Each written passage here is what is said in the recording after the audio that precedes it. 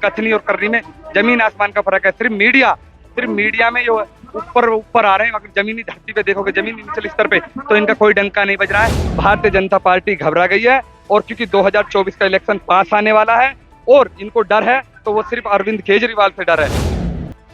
मनोज सिसोदिया तुझे सलाम, मनोज सिसोदिया को रिहा करो, तमाम ये नारेबाजी आपको पीछे से सुनाई दे रही होगी। जी हाँ, एक बार फिर लगातार आम आदमी पार्टी सिसोदिया जी की गिरफ्तारी को लेकर सड़क पर उतर गई है, और वही सारे आरोप केंद्र सरकार पर मंड रही है कि ये पूरी तरीके से साजिश है आम आदमी पार्टी खत्म करने को, सीधा उनके कार्यकर्ताओं से जुड़ी है। क्यों आप लोग एक बार कानूनी कार्यवाही को नहीं होने देते? लगातार जो सड़कों पर कानूनी कार्रवाई हो रही है, और कानूनी कार्रवाई में हमारे नेता और विधायक कोई भी उनमें बाधा नहीं डाल रहे हैं। आप ये देखिए, बेबुनियाद झूठे मामलों में एक महीने से ज्यादा उनको जेल में हो गया है। उनको सिर्फ बेबुनियाद किस मामले में, उनको आज तक एक भी चीजें दिखाई नहीं दी है कि भाई तुम्हारे पास ये सबूत हैं। तो हम तो कह रहे हैं जनता के सामने दिखाइए तो सही। अगर मनीष सिसोदिया जी ने कोई घोटाला किया तो उसको सामने ओपन करिए। इनके पास कोई सबूत नहीं है, इनके पास कुछ भी वो नहीं है, तो ये खामखा झूठ के तौर पे मनीष सिसोदिया जी को जेल में डाल रखा है। क्योंकि आम आदमी पार्टी की लोकप्रियता को देख करके भारतीय जनता पार्टी घबरा गई है, और क्योंकि 2024 का इलेक्शन पास आने वाला है और इनको डर है, तो वो सिर्फ अरविंद केजरीवाल से डर है, और किसी से नहीं डरते हैं।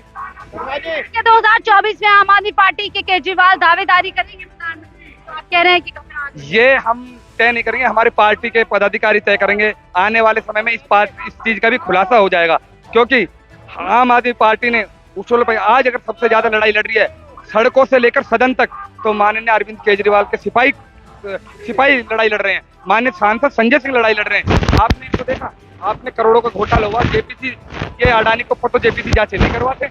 20,000 करोड़ इनके अभी वो खाते में गए अडानी, वो कहाँ से आए हैं जवाब नहीं देते। अडानी को ऊपर नहीं बोलते हैं, ये अडानी अंबानी को ऊपर कुछ नहीं बोलते हैं, एक शब्द नहीं बोलते हैं। क्योंकि हमारी पार्टी का एक आदेश आया है, हम भगत सिंह के विचारों के आदमी हैं, डॉक्टर अंबेडकर के विचारों के व्यक्ति हैं। क्योंकि हम अंबेडकर के सपनों का भारत देखना चाहते हैं और भगत सिंह के सपनों का भारत देखना चाहते हैं।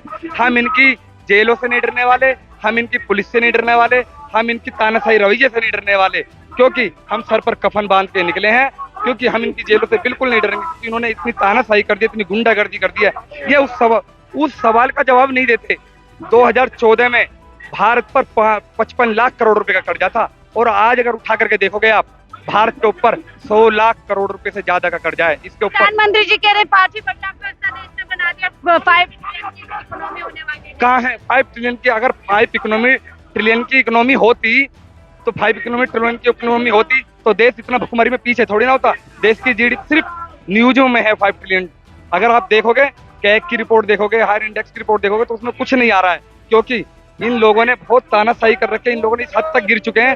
क्योंकि आज पूरा देश इनको जवाब देने के लिए 2024 में जनता इनको मुंह तोड़ जवाब देगी, मुंह तोड़। 2024 की बात करें, वो ऐलान कर चुके हैं तीसरी बार नमो, पूरे दम हमसे कह रहे हैं तीसरी बार।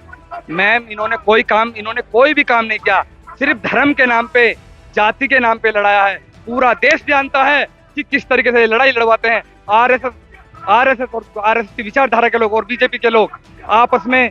हिंदू को मुस्लिम से लड़ाते हैं, जवान को किसान से लड़ाते हैं। और हम हालत देखिए, आप मजदूर की हालत देखिए आप, है क्या। इन्होंने बोला था, जब ये सत्ता में आए थे, इन्होंने बोला था कि हवाई चप्पल पहनने वाला भी हवाई जहाज की यात्रा कर सकेगा। हवाई जहाज की यात्रा तो छोड़ो मैडम, उनके पैरों की तो चप्पल भी इन्होंने गिरवी रख ली। लॉकडाउन में हजारों लाखों मजदूर किसान और जो पैदल चलने वाले थे, जो बिहार से, कोई गोरखपुर से, कोई एटा से, कोई मैनपुरी से, वो जा रहे थे, उनकी साइकिलें तक जब्त हो गई थी। उनकी भी योगी सरकार ने, उत्तर प्रदेश की सरकार ने उनकी साइकिल भी नीलामी कर दी। लॉकडाउन में हमने मुफ्त राशन दिया और कोविड वैक्सीन दिया और तमाम लोगों को जो है ऐसा सुरक्षित माहौल दिया कि तभी हम लोग कोविड से बाहर निकल। इन्होंने जो राशन दिया था उसमें गेहूं में सड़े हुए कीड़े पड़ रहे थे, नमक सड़ा हुआ था, कई बार वीडियो वायरल भी हुई है, फोटो भी वायरल हुए हैं।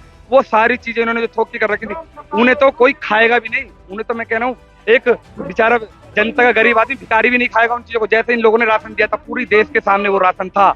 जैसा इन्होंने शिवराज की सरकार में इन्होंने करा था, उन्होंने भी ऐसी चीजें बांटी थी, तो उनका कोई राशन वासन नहीं था, कोई योजना नहीं थी। ये सिर्फ शिक्षा को बर्बाद करना चाहते हैं, स्कूलों को तबाह करना चाहते हैं, अस्पतालों को तबाह करना चाहते हैं। ये इसलिए तबाह करना चाहते हैं क्योंकि ये सारा कॉर्पोरेट और ये सारी की सारी प्राइवेट करने वाले हैं। आम आदमी कहाँ पे इलाज कराएगा? लाखों लाखों रुपए का एक ऑपरेशन होता है, हजारों 50,000 का ऑपरेशन। ITI की फीस महंगी कर दी इन्होंने, MBBS की फीस महंगी कर दी इन्होंने। आने वाले समय में इन्होंने टैक्स और बढ़ा दिए। UPI पेटीएम पे 1 अप्रैल से इन्होंने उस पर भी 2,000 रुपए से ज्यादा ट्रांजेक्शन, उस पर भी 1.1% का उन्होंने टैक्स लगा दिया है। तो मैडम ये चीज बताइए मुझे, इनका कोई वो नहीं है, इनकी कथनी और करनी में जमीन आसमान का फर्क है। सिर्फ मीडिया में जो ऊपर आ रहे हैं, अगर जमीनी धरती पे देखोगे, जमीनी निचले स्तर पे, तो इनका कोई डंका नहीं बज रहा है। इन्हें जनता तैयार बैठी है 2024। तमाम देश क्या विदेश में जाके बोल रहे हैं देश में सब चंगा, अमृत काल चल रहा है और देश जो है लगातार प्रगति की ओर जा रहा है। मैम कोई अमृत काल नहीं चल रहा। अगर अमृत काल चल रहा होता ना तो गरीबों के घर होते। इन्होंने वादे करे थे कि 2022 तक सबको अपने अपने मकान मिलेंगे, सबको, यानी कोई भी गरीब मजदूर किसान बिना बंगले के नहीं रहेगा, बिना फ्लैट के नहीं रहेगा, बिना कमरे के नहीं रहेगा। आज इन्होंने सबको रोड पे लाके खड़ा कर दिया। किसान हो, मजदूर हो, ठेके वाले हो, ठेली पटरी वाले हो, सबकी इन्होंने दुर्दशा बेकार कर रखी है। जनता जवाब देने के लिए तैयार बैठी है, क्योंकि इन लोगों ने तबाही करी है, सिर्फ बर्बादी करी है, सिर्फ अडानी को फायदा पहुंचाया है, अंबानी को फायदा पहुंचाया है। इसके अलावा इन्होंने कुछ नहीं करा। आज अगर रोड पे जनता बैठी है तो इनको हक देने के लिए और इनको जवाब देने के लिए, इनकी तानाशाही का जवाब देने के लिए इनके रोड पे बैठी है। भाजपा पर आरोप लगाते हैं आप बेचारा कार्ड खेलते हैं, विक्टिम कार्ड खेलते हैं, कानूनी कार्यवाही को बाधा करते हैं, सड़कों पर उतर जाते हैं। इन्होंने 9 साल हो गए इनको प्रधानमंत्री बने हुए। अब इनका विक्टिम कार्ड भी जनता समझ गई है। अब इनका विक्टिम कार्ड वो नहीं चलेगा। ये बाहर जाके बोलते हैं, इन्हों के कितने भाषण देख लीजिए, कितने भाषण इन्होंने विदेश में जाके हमारे भारत के खिलाफ बोले इन्होंने कि ये भी कोई देश है, कहाँ पे ये लोग रह रहे हैं, ये भी कोई देश है, इससे तो डूब कर मर जाना चाहिए। बताइए हमारे 2014 से पहले की बोलते थे, 2014 के बाद नमो आया और बहुत कुछ देश में बदला है। उसके नया भारत, मैम नया भारत होता तो गरीब को अच्छी शिक्षा मिलती, मजदूर के बच्चे को अच्छी शिक्षा मिलती, ITI में पढ़ते, MBBS में डॉक्टर, जो गरीब बच्चे कहाँ से पढ़ा लेगा अपने बच्चों को।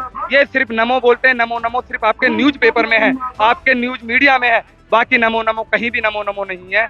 ये नमो का सिर्फ एक खोखला वादा है इनों का, और जनता इससे त्राही होगी। कैसे जीत के कैसे आ रहे, तमाम राज्य जीत के आ रहे, 2024 में भी देखिए गढ़ बनाने के लिए जा रहे हैं। जनता ये जीत के नहीं आ रहे हैं मैम, इनको तो ये गड़बड़ी करके जीत रहे हैं। ये इसलिए जीत रहे हैं क्योंकि यहाँ पे ये अपने प्रशासन का दबाव बनाते हैं। अभी आप देख लीजिए, उपचुनाव हुआ था रामपुर में, इन्होंने सबके वोटर ID कार्ड चेंज करवा लिए, उनको रख लिया, वोट नहीं डालने देते, सब तानाशाही करते हैं, किसी के ऊपर मुकदमा ठोक देते हैं, किसी को जेल में डाल देते हैं।